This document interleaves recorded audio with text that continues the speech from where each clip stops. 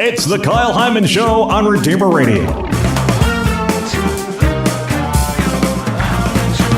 This is not Kyle Hyman. I'm Gretchen Crowe. I'm editor-in-chief at Our Sunday Visitor, and I'm joined by Scott Richert, Senior Content Network Manager at Our Sunday Visitor. And we are very delighted to be guest hosting the Kyle Hyman Show this morning. So as we begin, let's begin as we should do all things in the name of the Father, and of the Son, and of the Holy Spirit. Amen. O Jesus, through the Immaculate Heart of Mary, I offer you my prayers, works, joys, and sufferings of this day, for all the intentions of your Sacred Heart, in union with the holy sacrifice of the Mass throughout the world, for the salvation of souls, the reparation of sins, the reunion of all Christians, and in particular for the intentions of the Holy Father this month. Amen. In the name of the Father, the Son, and the Holy Spirit. Amen.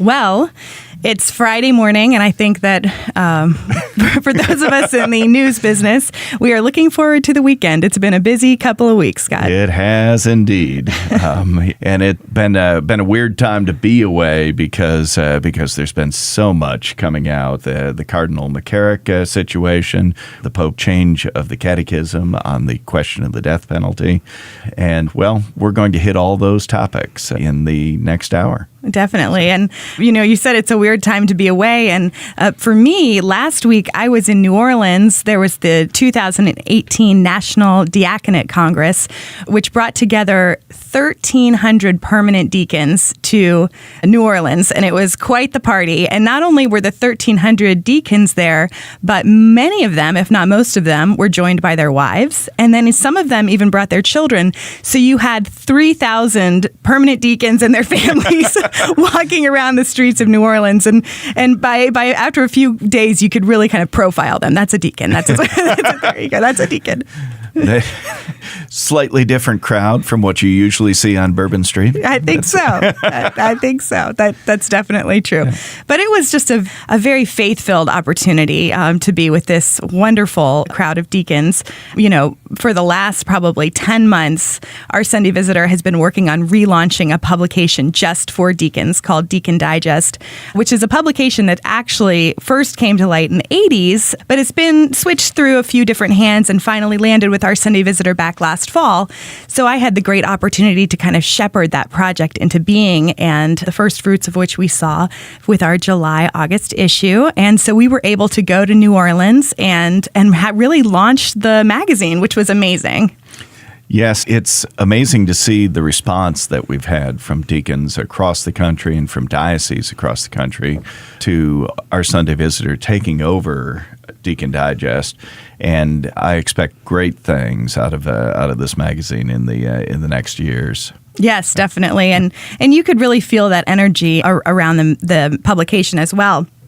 At the booth, there were several of us, including the editor, who is with the Diocese of Joliet, Illinois.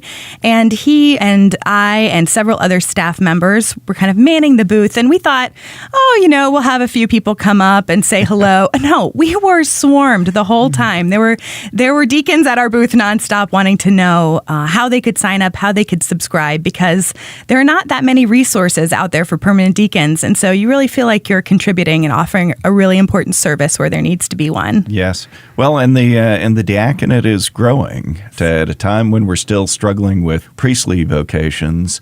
There are more and more men who are willing to consider the permanent diaconate.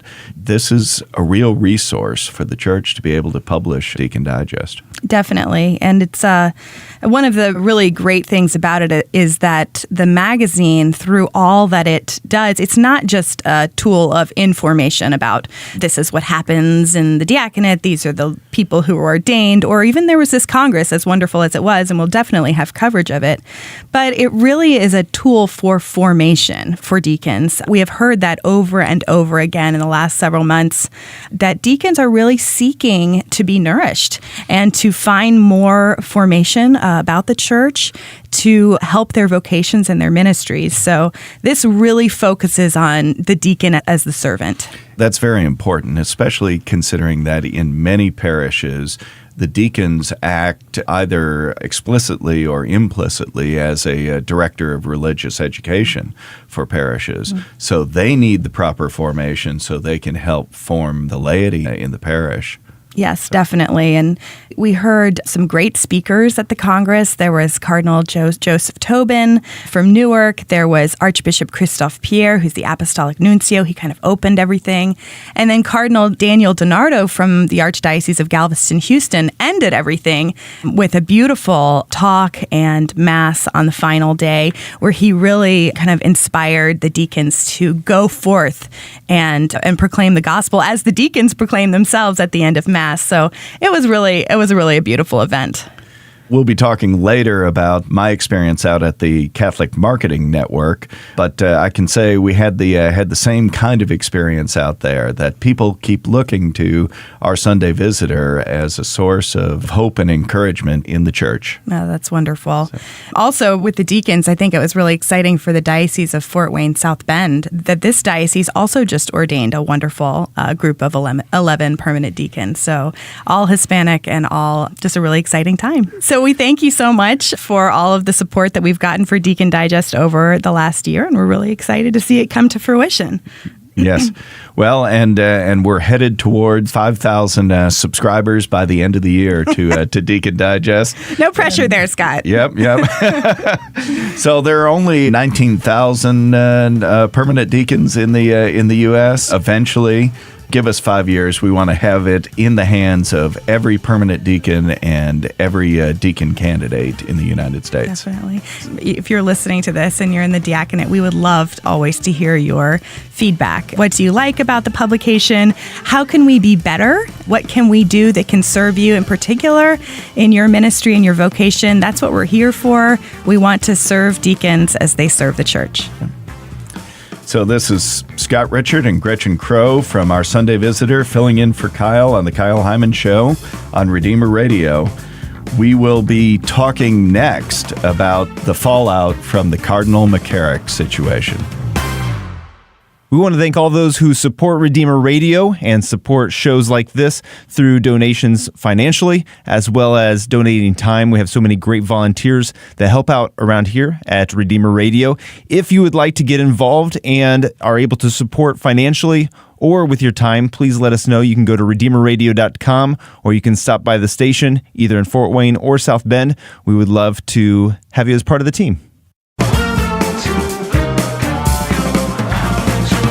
Good morning. This is Gretchen Crowe from Our Sunday Visitor. I'm editor-in-chief there, and I am filling in for Kyle Hyman on the Kyle Hyman Show, along with Scott Richert, Senior Content Network Manager at Our Sunday Visitor. And Scott, you and I were just talking about how this has been a crazy couple of weeks for the church. And certainly we know that within our work at OSV. And probably nothing more one of the two very surprising things that happened this week is certainly Pope Francis's acceptance of the resignation of Archbishop Theodore McCarrick from the College of Cardinals. Yes. And that is going to have long-lasting implications for the church in the United States. I mean, this is the accepting of a resignation of a cardinal is a very unusual act. There will be a canonical trial at some point for now Archbishop McCarrick to examine the circumstances and to look at the allegations that he's been accused of.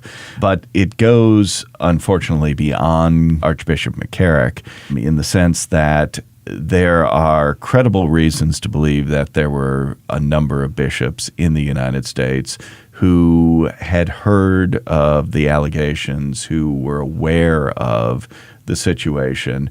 And so many people in the among the laity are asking the question, why wasn't something done earlier?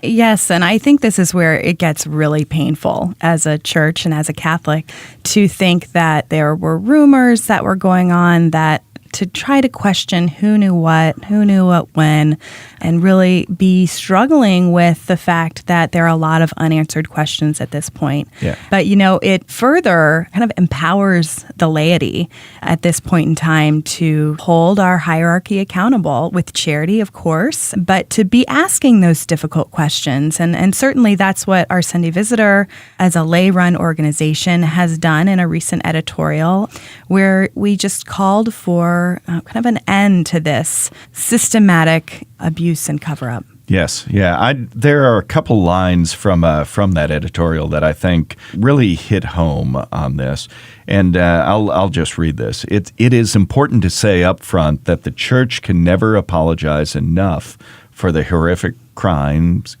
of clergy sexual abuse. There is no excuse, no justification. Our prayers are with you, meaning the laity who are dealing with this matter.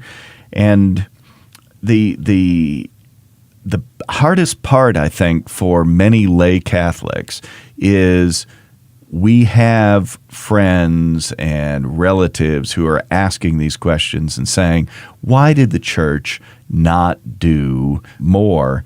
And it becomes, on some level, you want to defend the Church because you know that the Church is a divine institution that we all need. On the other hand, it is a human institution, and there really is no need for any of us to make excuses for the failings of the human side. In fact, there's a need for us not to make such excuses.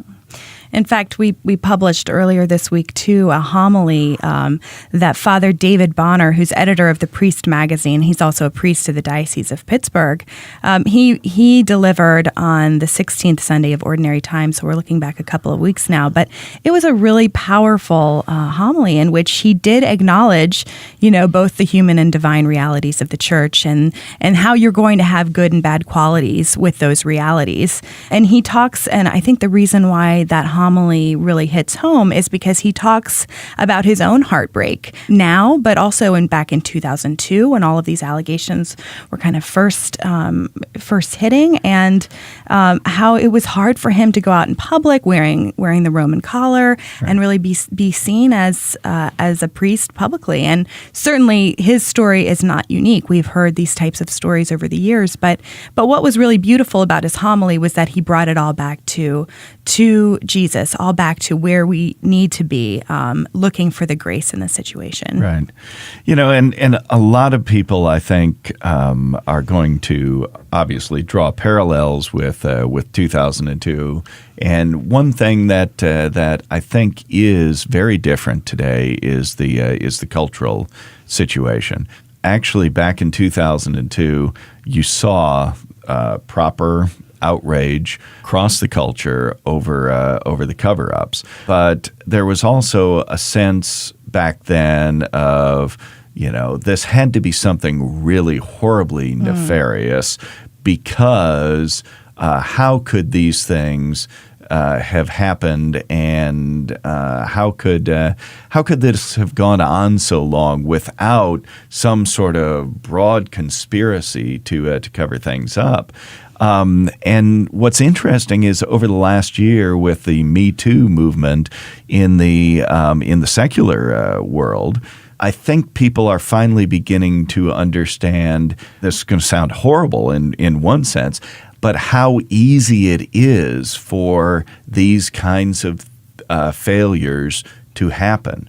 That many people knew about Harvey Weinstein. They knew his situation, and yet the news about this didn't break for years and years and years. We're looking at a similar situation in the Church with Cardinal McCarrick, and again, I think that one of the good things that actually will emerge from this is more of a sense of the fallenness of human nature, and in the failures of the human side of the Church, we can actually see the need for the divine side of the Church and for grace, because that is all that we have that can pull us up out of the fallen depths of our humanity.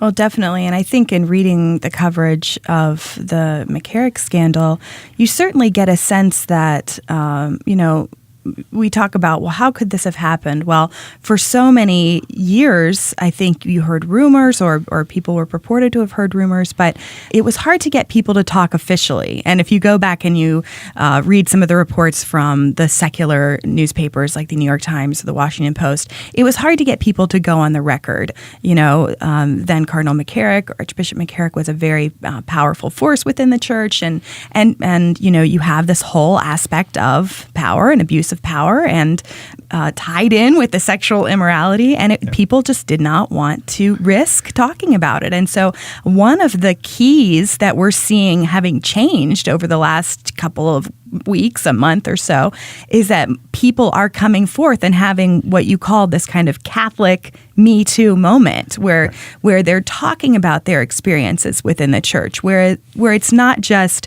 oh yeah, I heard something about so-and-so one time, I'm not going to leave my kids in that situation, or, where there's kind of an undercurrent perhaps, but people really coming forward, putting their names with their experiences, and that really makes a difference in the credibility of these allegations. Yes. And again, shining a light on this is so important because, you look at one particular situation with Archbishop McCarrick and, this horrible story of a young boy who appears to have been repeatedly abused, and his parents did not. His parents simply could not come to grips with the possibility of this. But as someone who's written for many years on these scandals in the church, that's a story that I saw over and over and over again, and that.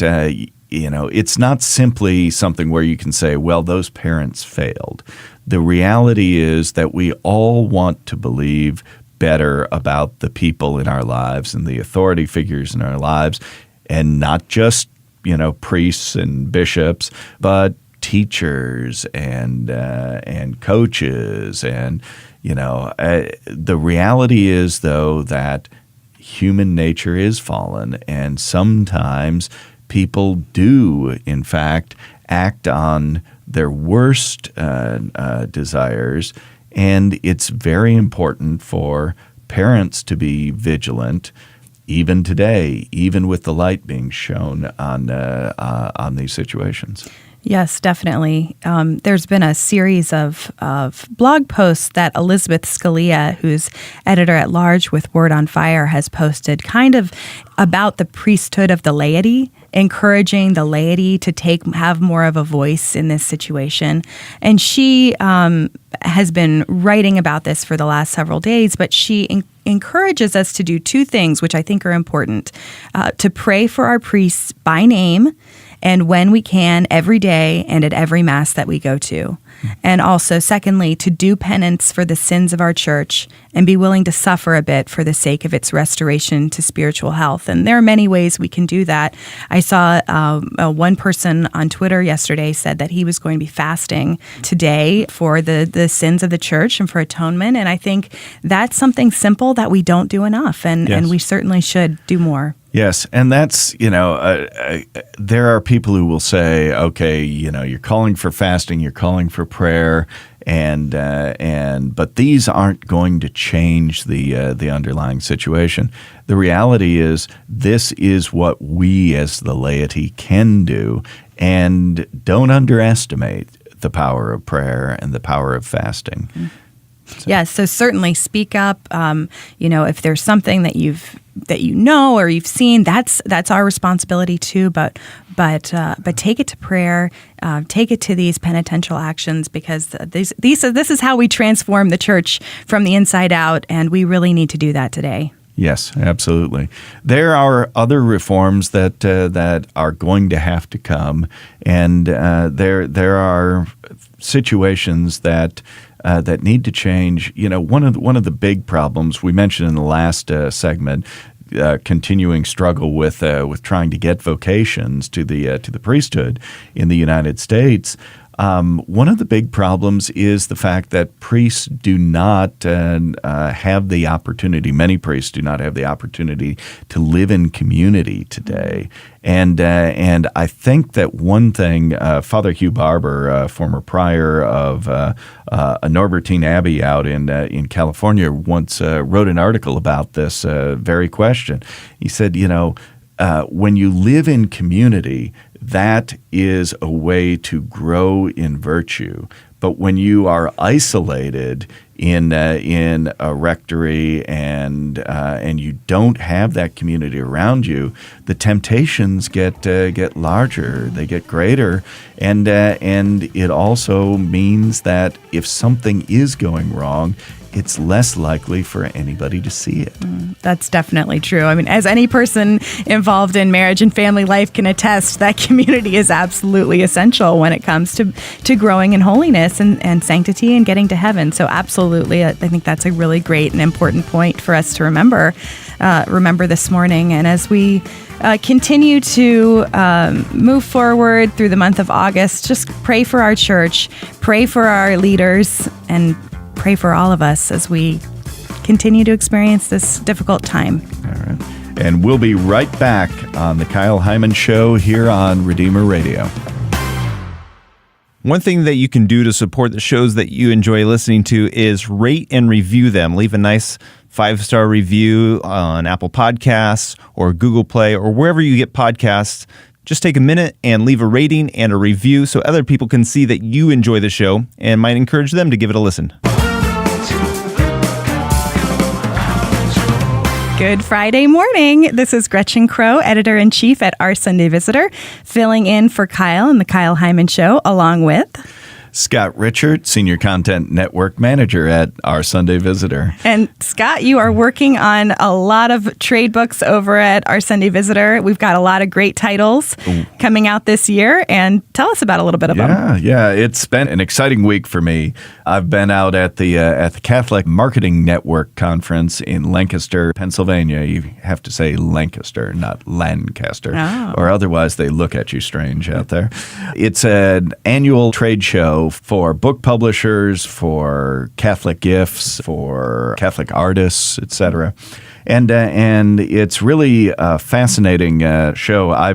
This was my first time going out to it, but it's great actually to meet other book publishers in person and to be able to have the connections and talk about the kinds of books they're bringing out, the kinds of books we're bringing out, areas of competition, but also potential collaboration. And there's never in my lifetime been such a large offering of Catholic books and other Catholic products available out there.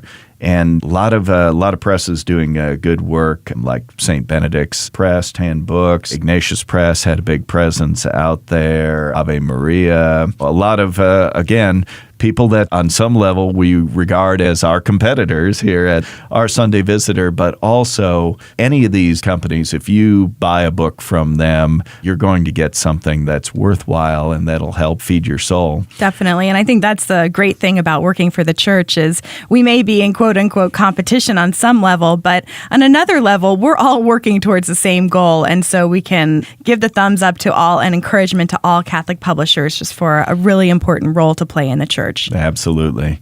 But looking at our own list of books coming up, we have several books that I'm really excited about for this fall. One that I think is going to be very important is Steve Weidenkopf's new book, Timeless, A History of the Catholic Church, and important for some of the reasons that we've been talking about so far in this hour. It is easy sometimes to say, oh, the church is in worse shape than it's ever been in. That when we say that, we're not taking the long view. No. The fact is the Catholic Church has been through a lot of ups and downs, and as bad as some of the situations that we've seen in the last decade have been, the church has been through a lot worse. And as strange as that sounds, that's almost comforting. Yes, yes. in today's current climate, because you realize that while the church has gone through some challenging times,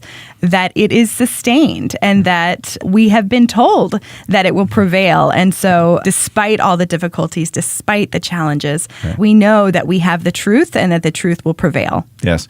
I mean, one theme that comes out in any Catholic history, but certainly in Weidenkopf's book here, is that honestly, if the church were only a human institution, it would have disappeared a long time ago. The very fact of the problems that have existed in the church, the very fact that those problems have not destroyed the church is evidence of the divine nature of the church as well.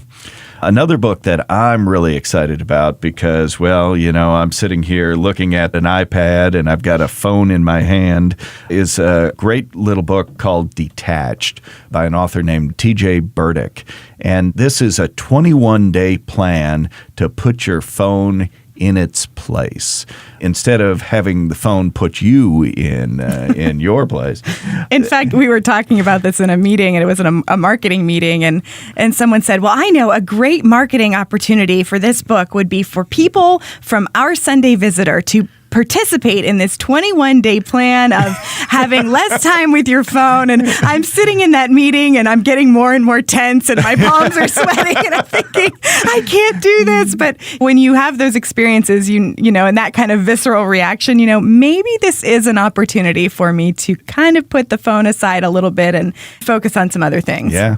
I mean, technology is a great thing. Having access to the internet at any moment is a great thing. It also brings a lot of dangers and it brings a lot of anxiety to people. The great thing about T.J. Burdick's book, Detached, is that he's not saying, okay, all technology is bad and you have to put this aside and really what you need to do is just walk away from it. Have a full cleanse. Right. What he's saying is we can take steps over the course of 3 weeks to wean ourselves away from a dependence on that technology, and especially the kind of tendency that we have just to grab that phone and wake it up and start looking at things because we can't think of anything else to do. Oh, definitely. I mean, you see people just standing in line on the, bus. That's just what we do now. We pull out our phones when there might be the slightest chance that we would have a moment alone.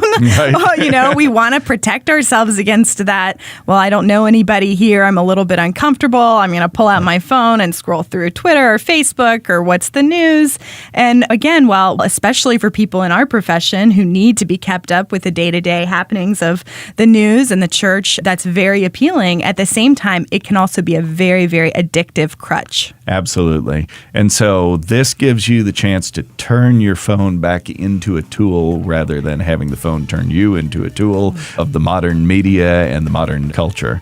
So if I do this 21-day challenge, Scott, do I have to not look at my phone all day? Can I still look at it sometimes, or help me, reduce my heart rate on this? No, you'll be able to look at it. It's really about putting boundaries and making that phone something that it's like using a fork at dinner rather than diving in with your hands. Well, I guess I can do that. You make it sound so civilized. So, all right. Well, it's good to know. And thank you so much for sharing a little bit about this latest book from OSB. Again, this is Gretchen Crowe and Scott Richert for Our Sunday Visitor, in for Kyle Hyman and The Kyle Hyman Show. Thank you for listening to this show. We also like to remind you that the Redeemer Radio app is available as a free download for any smartphone or tablet. If you just do a search wherever you get your apps for Redeemer Radio, it should be the first hit. You install that free app, and it'll give you the option for any notifications that you would or would not like. You can select those notifications and be on your way. You can stream live wherever you have internet access, either through Wi-Fi or through your data plan. And then you can also go back and listen to past episodes of The Kyle Hyman Show, Truth and Charity with Bishop Rhodes, and Dr. Doctor, as well as have Redeemer Reflections and more available in the audio library through that free app. So go ahead and search for Redeemer Radio wherever you get your apps. Good morning. This is Gretchen Crowe from Our Sunday Visitor, joined by Scott Richert from Our Sunday Visitor. And we're here filling in for Kyle Hyman on the Kyle Hyman Morning Show. And this has just been such a fun hour. I just told Scott after we got done with the last segment, I said, wow, the time goes fast. It just chugs right along. Oh, yeah. So for our last little bit today, we are going to talk about, a light topic, talk about the death penalty and the change that Pope Francis has recently issued, as recently as yesterday, within the catechism, because I know there have been there's been a lot of talk about this over the last 24 hours. We just talked in the last segment about phones and Twitter, and certainly the Twitterverse has been a Twitter about this. And so thankfully, we are joined by a Catholic theologian expert, Michael Heinlein, who is editor of The Catholic Answer. He is also my husband, so I am very delighted to have him with us. And good morning, Michael. Good morning. Happy to be here. Thank you. So as I mentioned, the church has kind of been a buzz with this news. This is something that this change was something that we had a little bit of an inkling was going to happen. As of last fall, the Pope made some comments that this change might be coming. So while it wasn't a total shock, as in a shock surprise, it was still a shock because the catechism doesn't get changed every day. No. And actually, as a Catholic publisher of the Catechism, we are very happy that the Catechism does not get changed every day. This is going to make for some logistical nightmares on our end, but hey, we'll get through it. Well, we always have a lot of catechisms in stock because it's one of our top sellers, but you don't expect to have to kind of work within that context to make a change to your stock. So we're looking at some 20,000? Yeah, a little over 20,000 copies out there that need to be updated. Which is just a challenge for us that we're happy to take on. Yep. But just to talk specifically about the change, while it's always good to start with the absolute facts. So while there might be a lot that you've heard about the change in the catechism, I am actually going to read the updated paragraph from the catechism, which is number 2267. So 2267, and this is the text of the change. Recourse to the death penalty on the part of legitimate authority following a fair trial was long considered an appropriate response to the gravity of certain crimes and an acceptable, albeit extreme, means of safeguarding the common good. Today, however, there is an increasing awareness that the dignity of the person is not lost even after the commission of very serious crimes. In addition, a new understanding has emerged of the significance of penal sanctions imposed by the state. Lastly, more effective systems of detention have been developed which ensure the due protection of citizens, but at the same time do not definitively deprive the guilty of the possibility of redemption.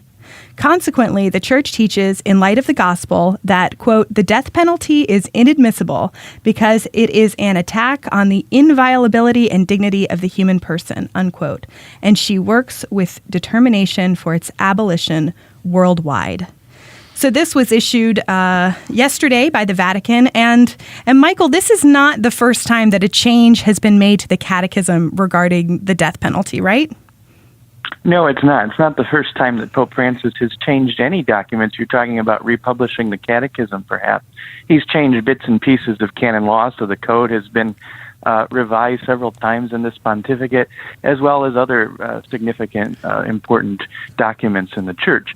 Pope John Paul II, of course, is the one who promulgated the Catechism in 1992, and just 5 years later, as society had kind of been absorbing his 1995 encyclical on the Gospel of Life, John Paul II made an amendment in 1997 to the Catechism, kind of indicating the direction that Pope Francis has taken as of yesterday's rescript, in which he has further amended that same section of the Catechism. So John Paul II had already amended the Catechism on this point. So there's a lot of good that can come from what Pope Francis has done. He has certainly added to the Church's credibility that life is inviolable in any stage, in any form.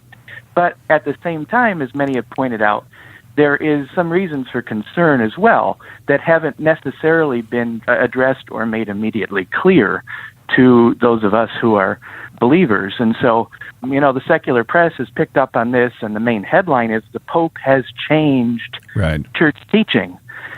The Pope can't change church teaching, and so we need to be very clear about that. Secondly, he's only changed the Catechism, which I shouldn't say only, but he hasn't put out an apostolic constitution or an encyclical or anything of any kind of weight. He's changed a document that in and of itself is not infallible, and I can say that because, the Catechism can be changed, and it already has been. So it's in and of itself not an infallible document. The next pope could come along and take this paragraph out, perhaps. It's almost like a presidential executive order at this point. Well, at least it's not being done through Twitter. Let's just say that. No, exactly. But, we can't ignore the fact that it's part of the Christian tradition that the death penalty has been allowed in certain circumstances. Exactly. So the Pope isn't going away from that, I don't think. My reading of the text is that it's a little ambiguous, and so there's still wiggle room, basically, that you can accept the death penalty still and be a Catholic. Although, what is the main point that we should take away from this? The point that's always been there, that the death penalty should be an absolute last resort. Right. Exactly. And that's, if you look at the text before it was changed, even with the amendment that John Paul II had made in 1997, it made it very clear that the death penalty was always morally licit, but the application of the death penalty is a different question. And, just because something is morally licit doesn't mean that you have to do it widely and broadly. And, I think that there are lessons that can be drawn, too, from the way that John Paul himself responded to this.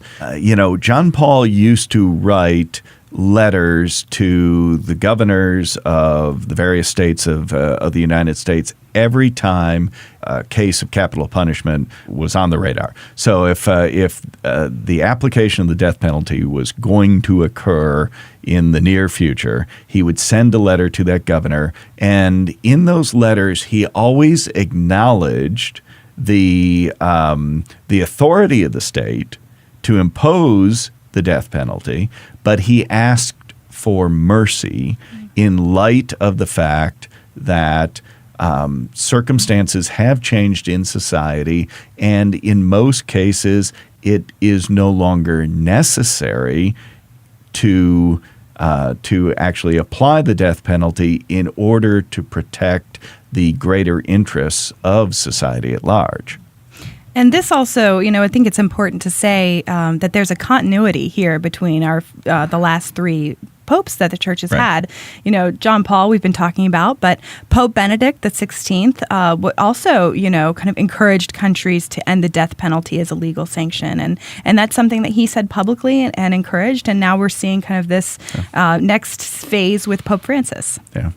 And they were doing this based on the development of penal systems throughout the world where we could handle people in jail for a life sentence rather than having to kill them. The question is, are there parts of the world, though, that can do that? Right. And so that's going to be a moral question that's going to arise now following the Pope's rescript yesterday, is what about the parts of the world where they can no longer protect society by keeping this person alive? And so that's going to be a legitimate question that comes up, and I'm sure we'll have to see a dubia submitted to the congregation for the doctrine of the faith, and have some answers down the road on that. Yeah, it is that is a very interesting question, because when you read this text, it does come across as very much a first world text, shall we say? That there are parts of the world where this text is going to be very hard to grapple with. I think so. Yes, and considering the point that the Pope's teaching on this is being presented as a change, that's always also the possibility for people to be a little bit confused, you know. And I think that that's an important point for Catholics to be aware of, that, church teaching can't change. Right. So if this principle gets applied to other things down the road, and people say, oh, well, the Pope did it here, so why can't he do it here? That's going to confuse people. And so it's very important that our pastors and our bishops are clear on what the Pope is saying here, because we don't want people to be led astray by what unfortunately appears to be some ambiguity. Right. Well, and again, the language of this text is interesting to me, because we have certain things like abortion, for instance, where the language that is used is that it is intrinsically immoral to abort a child. And John Paul II was very strong on using this phrase to talk about certain things, including things like torture, for instance, but did not use it for the death penalty, for capital punishment. But when we look at this change here, it would have made sense if the claim was actually that Pope Francis, if he said, yes, in fact, I am changing church teaching on this matter, it would have made sense to say the death penalty is intrinsically immoral because it is an attack, et cetera, et cetera. But instead, the change reads, the death penalty is inadmissible. And that is an interesting word. What do you make of that, Michael? Well, I read a couple commentaries on this yesterday, and apparently in the different languages, the word shifts around. And so it's not incredibly clear what inadmissible means right now. Kind of the Catholic intellectual world is kind of grappling with that particular phrase, that particular word at this moment. What does inadmissible mean? It seems to mean what the Church has always taught, that it's kind of it's not what the option should be, right? It's like the lesser of two evils almost sort of situation, you know, and that's a kind of hard way to put it, but you know, it's what the Pope is getting at, I think, and so when we look at that word inadmissible, it just means it's not acceptable, right? It's not something that should be tolerated. Right. And so, but again, that could pointing be to with the first world issue. That's a first world issue that we're dealing with there. Right. Because, in America, where we're talking about it right now, we're very much aware of how our penal system works. And so, and our bishops have been very clear. Several years ago, many editors from various Catholic publications got together and put out a joint editorial saying the time is now to get rid of the death penalty in the U.S. I think we can all agree with that. But I think that what we're still dealing with is the long history and tradition that the Church said that this can be morally acceptable in certain circumstances as a last resort. And even God, in some cases in the Bible, of course, had directed that someone has to die. So we can't say it's an intrinsic evil, or we'd be calling God's directives in Scripture evil. Well, that's a very fascinating conversation, and one that I am sure will continue over the weeks and months to come as the Church continues to kind of grapple with this development in teaching. Thank you so much to everyone who's listened this morning. For Kyle Hyman, this has been Gretchen Crowe from Our Sunday Visitor. And Scott Richert from Our Sunday Visitor. God bless.